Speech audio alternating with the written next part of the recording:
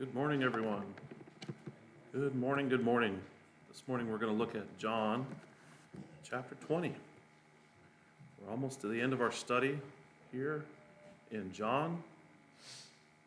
And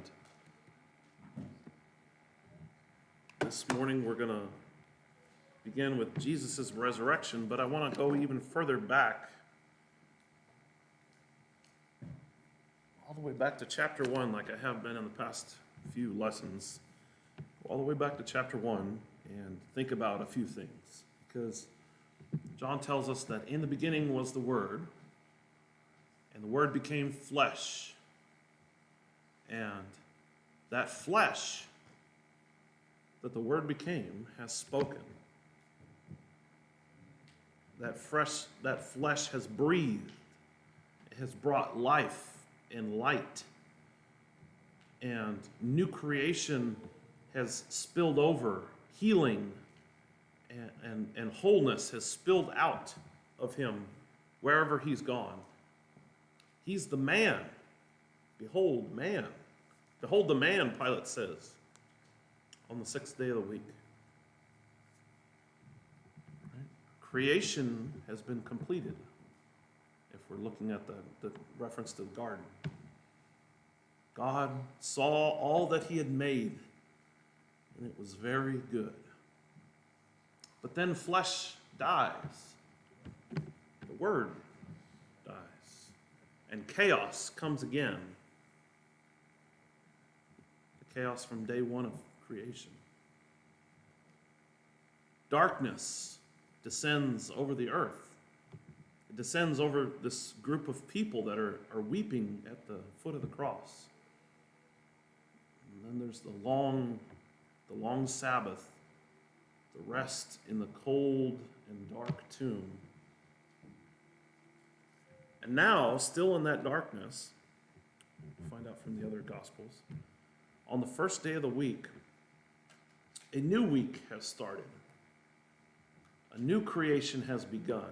On the 8th day, their eyes are red from weeping, and very likely a sleepless night, Sabbath night.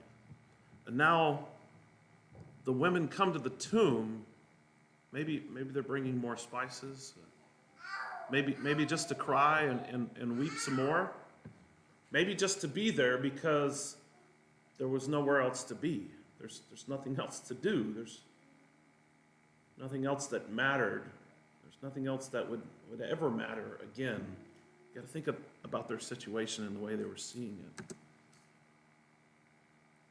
Mary Magdalene here that we see in chapter 20, doesn't show up in John's gospel until we see her at the foot of the cross at the end of in last chapter 19.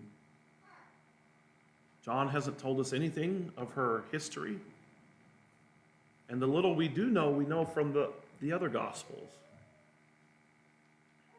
But her place here is very important. She is the first, if you want to use the literal meaning of the word apostle, she is the first apostle, meaning the person who's sent to the apostles. She's the first to bring the news that the tomb is empty. And in the next section, she has an even greater privilege in verses 11 through 19. She's the first to see, to meet, and to speak with the risen master of this universe himself. For the moment, though, before we get started here, so you look at just verses 1 and 2 here. On the first day of the week, Mary Magdalene came to the tomb early while it was still dark. She saw the stone that had been removed from the tomb, so she went running to Simon Peter and to the other disciple, the one who Jesus loved, and said to him, "They've taken the Lord out of the tomb, and we don't know where they've put him." Jeanette.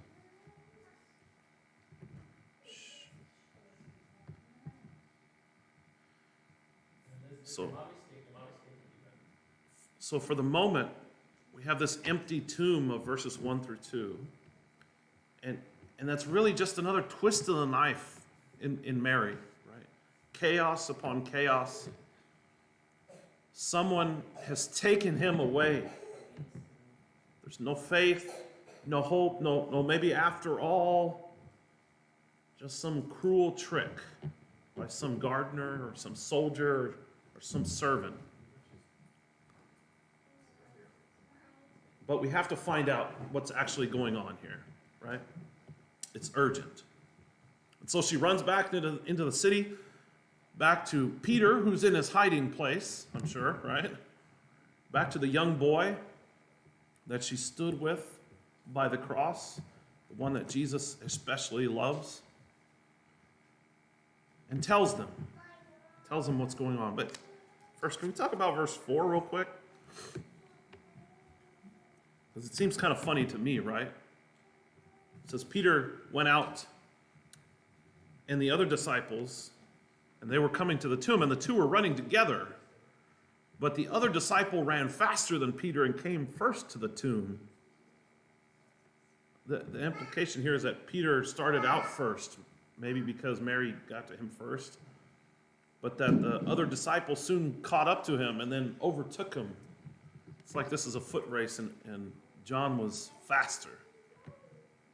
And I think this is one of the important internal evidences, along with the first person to find Jesus and give testimony being a woman, a female. I think this also is one of the internal evidences that point to the genuine nature of John's gospel as an eyewitness account. Because don't think that John, the beloved disciple, he's just bragging here. That's not what's going on. Right? If there's any significance in what's happening here, it's in what happens right after he gets there. Because even though he gets to the tomb first, right, John defers to Peter. And Peter is the one who stoops down and sees the linen cloths lying and goes in. And the effect on the reader is that there's a process of revealing going on here, that he didn't go in, but then in verses 6 and 7, Peter did go in.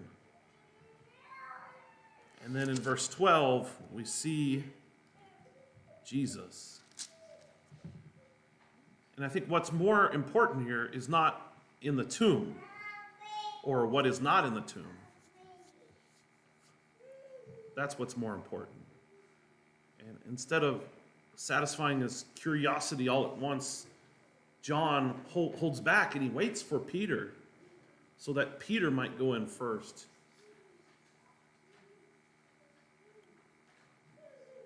And then comes the moment when the younger man, the beloved disciple, goes into the tomb after Peter.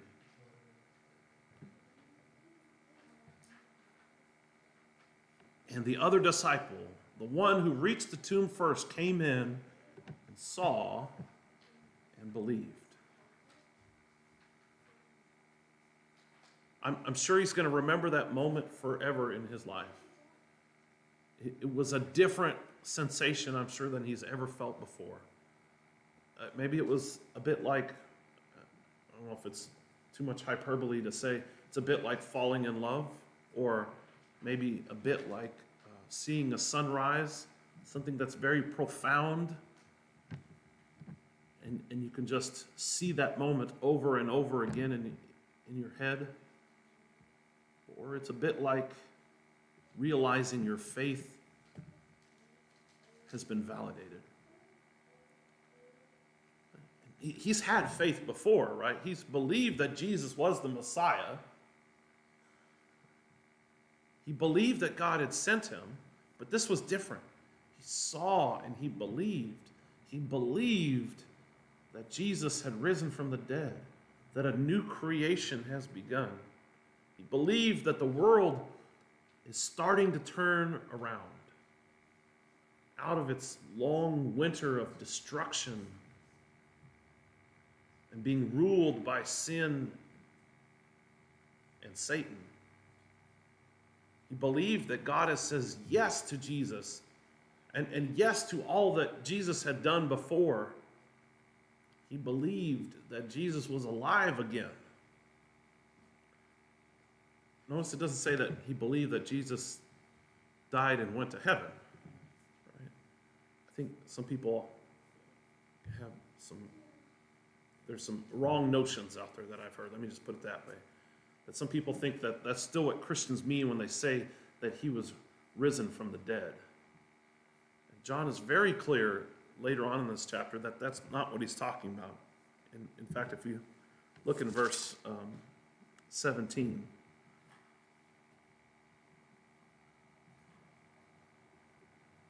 he says that he has not yet ascended to the Father.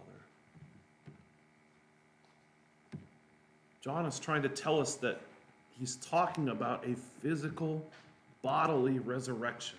That's what's happening. And now the story zooms back to Mary Magdalene. And a moment happens now when it becomes clear that something extraordinary has taken place, not only to Jesus, right? Resurrection is extraordinary, but something extraordinary has happened to the way the world is, the way God is, the way God and the disciples now are.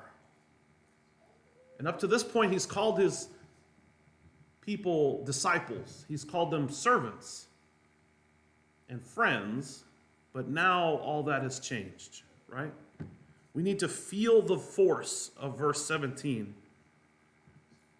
But go to my brothers and tell them that I am ascending to my Father and your Father, to my God and your God. Something has changed. Something has been achieved here. A new relationship is coming like a flower that's blooming in the spring. And the disciples are welcomed into a new world, a world where they can know God the way Jesus knows God, where they can be children with their Father. They can be, in other words, they can be Israelites, true Israelites at last, right? Because what was Israel's calling to be? It was calling to be God's son, God's firstborn. It's Exodus chapter 4, verse 22. Let's look at that real quick. Israel's calling. Verse 21, the Lord instructed Moses, when you go back to Egypt, make sure you do before Pharaoh all the wonders that I have put within your power, and I will harden his heart so that he won't let my people go. And you will say to Pharaoh, this is what Yahweh says, Israel is my firstborn. I told you, let my son go that he may worship me, but you refuse to let him go. Look, I am about to kill your firstborn. And Israel lived happily ever after, right? Because God called them to be their son? Not so much, right? Israel struggled with that calling. When Jesus told the story of the son who went off in disgrace to a different country, to a far country, and ate with pigs, we call the prodigal son. His hearers, the people hearing that story, knew who he was talking about. The people eating with the pigs was Israel. That was the point of that story. But now Jesus has broken through that exile, and he's made a way back from that far country for his children to come back to himself. From the ultimate far country, from death itself, there's a way back to the Father's house. And everyone who follows Jesus is welcome there in the Father's house if they are in his name. If they have his name as a beloved son or daughter.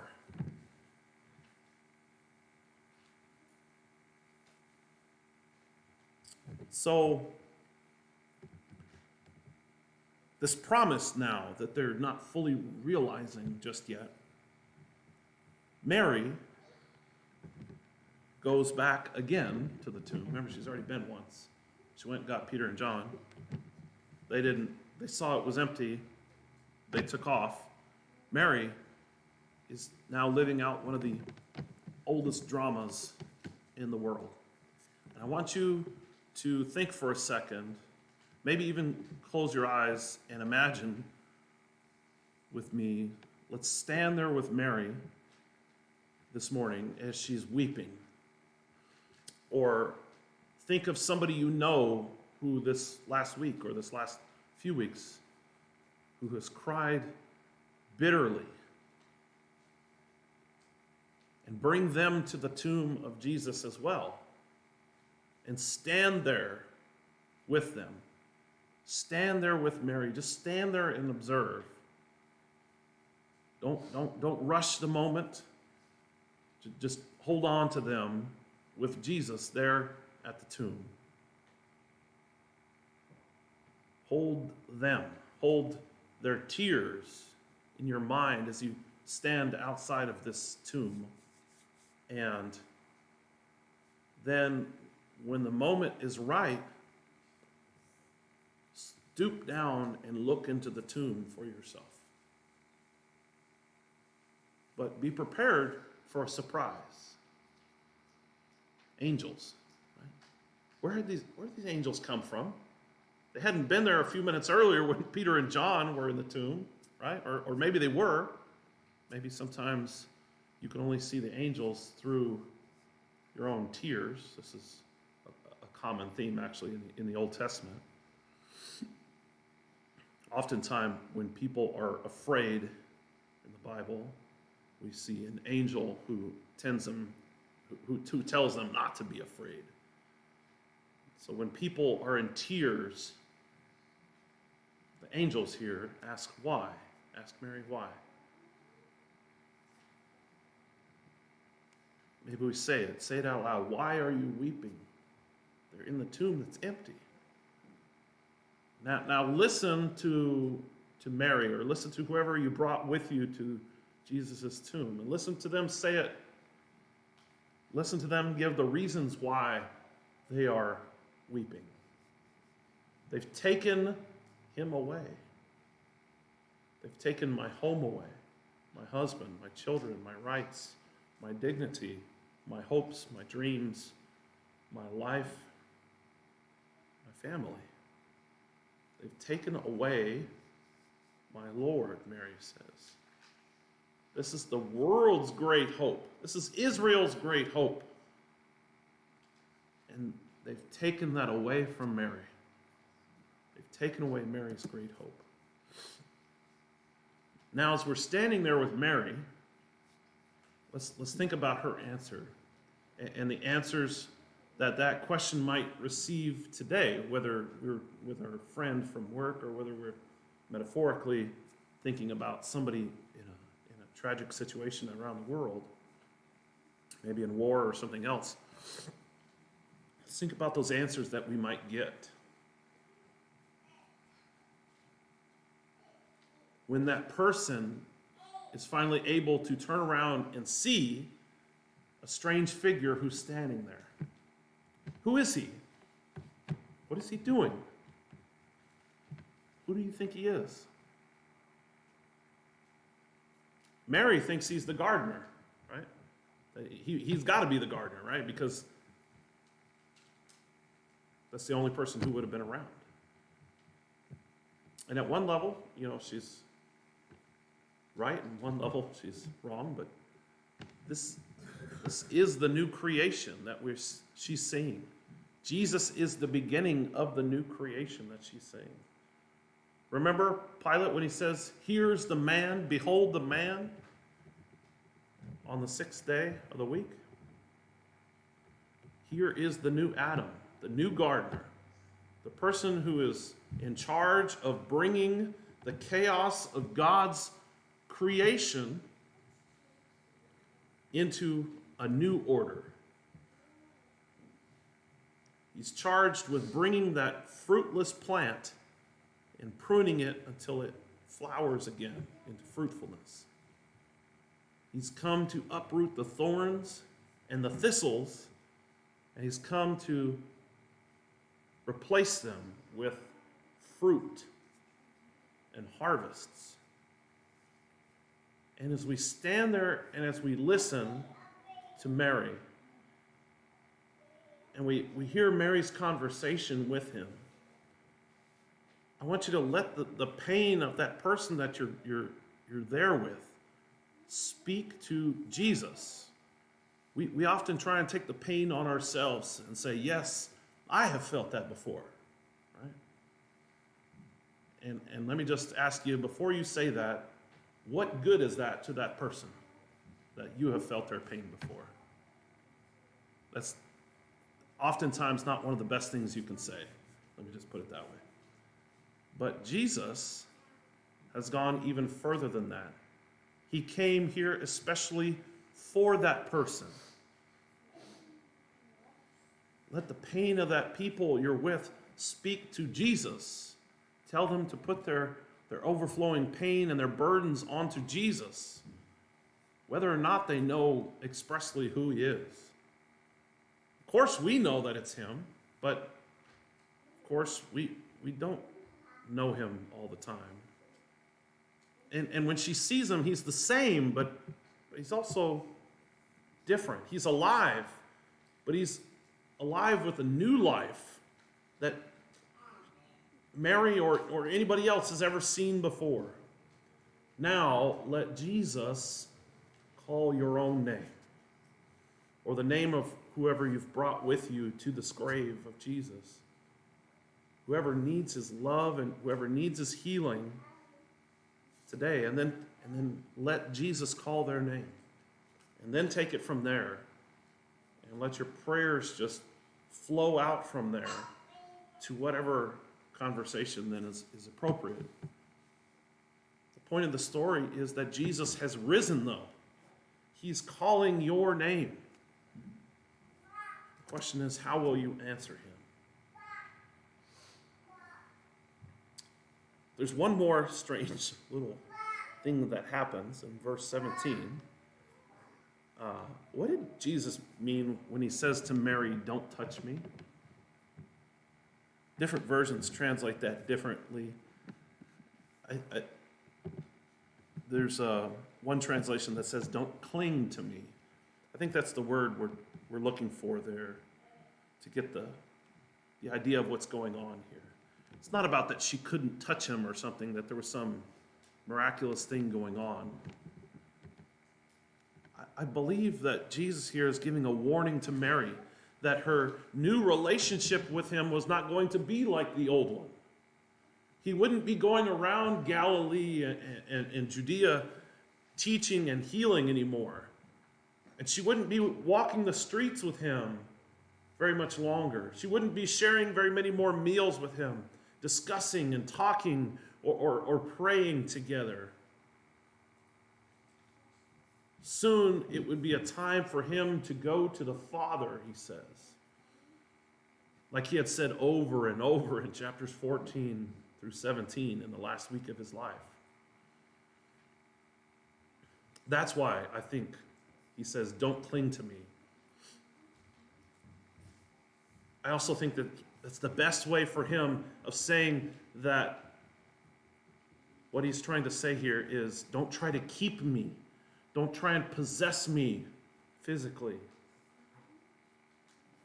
And whatever problem we have with these words, Mary doesn't have that problem, right? Mary's not upset by the words, so I don't think we should be either. She has urgent business to get to, right? Once again, she is the one who is sent to the apostles. Of course, that word apostle means one who is sent. She is the apostle to the apostles. She says, "I've seen the Master, and this is what he said." Right? There's nothing like fresh, first-hand evidence from somebody who just heard something, right? Or just saw something. And that evidence still stands today for us. If someone in the first century had wanted to invent a story about people seeing Jesus, they wouldn't have dreamed about giving the main role here to a woman, let alone someone like Mary Magdalene with her type of history. It's more evidence for us to file away in the proof that this story is true, And so let's, as we close out this morning, let's take a step back and try to see the bigger picture of everything now. When Jesus raised Lazarus, we talked about this in Bible class, Lazarus returned to the current life. He came back again, right? But he needed somebody to untie his burial cloths, and the cloth around his head. And Jesus is different, though. He leaves all of his stuff behind. Lazarus came back to a world where death threats still matter, right? As soon as he's alive, they're threatening to kill him. Jesus has gone on through death out into a new world, a new creation, a new life beyond, where death itself is defeated and life, the pure life that Jesus has now, in all its fullness, could begin in him.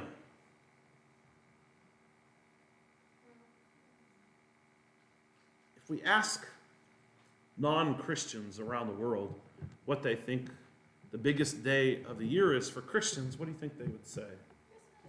Christmas. That's true answer, that people would say that.